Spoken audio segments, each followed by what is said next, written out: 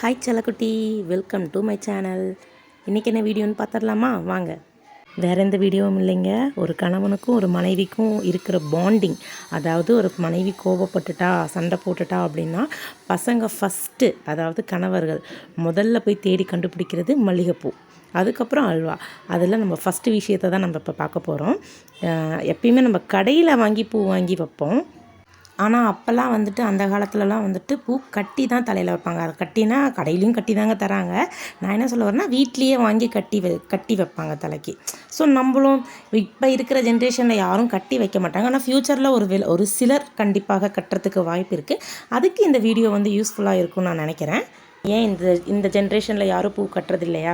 அப்போ கட்டுறவங்களெலாம் பார்த்தா எப்படி இருக்குன்னு சொல்லி கேட்டுறாதீங்க. நான் கட்டாதவங்கள தான் சொன்னேன், கட்ட தெரிஞ்சவங்கள நான் சொல்ல கிடையாது. கட்ட தெரியாதவங்களுக்கு உண்டான வீடியோ தான் இது. பூ கட்டுறது தமிழர்களோட பண்பாடு, கலாச்சாரம். ஸோ அதை மறந்துடாதீங்க. உறுதியாக கற்றுக்கணும்னு நினைக்கிறவங்க ரொம்ப ஈஸியாக சீக்கிரமாக கற்றுக்கலாம் இந்த பூ கட்டுறது எப்படின்னு. மற்ற பூ கட்டுறதை விட மல்லிகைப்பூ கட்டுறது ரொம்ப ஈஸியாக இருக்கும். அதுக்கு ரீசன் என்னென்னா, முல்லைப்பூ, ஜாதிப்பூ, கனகாமரப்பூ, காக்கட்டான் இதெல்லாமே வந்துட்டு மேலே 2 பூ கீழே 2 பூ வச்சு கட்டணும். பட் ஆனால் இது அப்படி கிடையாது. சிங்கிள் அதாவது ஒவ்வொரு பூவாக வச்சு கட்டணும். ரொம்ப ஈஸியாக சீக்கிரமாகவும் கட்டி முடிச்சிடலாம் மல்லிகைப்பூவை பொறுத்த வரைக்கும். நீங்கள் இப்போ தான் ஃபஸ்ட் டைம் நீங்கள் பூ கட்ட பழகுறீங்கன்னா, நீங்கள் வந்துட்டு நார்மலாக கிடைக்கிற இலைகள் இருக்கும் இல்லைங்களா, அந்த இலைகளையோ இல்லைன்னா வந்துட்டு காது குடிகிற பஞ்சு ஸ்டிக் இருக்கும் இல்லைங்களா, அந்த ஸ்டிக்கையோ வச்சு கட்ட பழகுங்க. ஏன்னா அப்படி கட்டினீங்கன்னா சீக்கிரமாக பூ கட்டி பழகிடலாம்.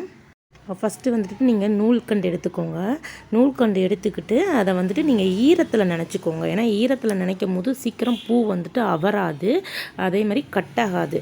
நம்ம டைட்டாக பிடிச்சி ரொம்ப டைட்டாக பிடிச்சிருக்கக்கூடாது. நார்மலாக டைட்டாக பிடிச்சிருத்திங்கன்னா கூட அவராது. இப்போ நான் எப்படி கட்டணும்னு சொல்லி காட்டுறேன் பாருங்கள். நல்லா வாட்ச் பண்ணிக்கோங்க. மேலே ஒரு பூ கீழே ஒரு பூ, அதை கீழே ரொட்டேட் பண்ணிவிட்டு வந்து 2 டைம் வந்துட்டு சுற்றி அதை வந்துட்டு அந்த பூக்குள்ளே நீங்கள் விடணும். காம்புக்குள்ளே நல்லா பார்த்துக்கோங்க. மேலே ஒரு பூ கீழே ஒரு பூ. அதை நல்லா இதில் கிளியராக தெரியலன்னு நினைக்கிறேன். நான் மறுபடியும் உங்களுக்கு இன்னொரு டைம் நான் கட்டி காட்டுவேன்.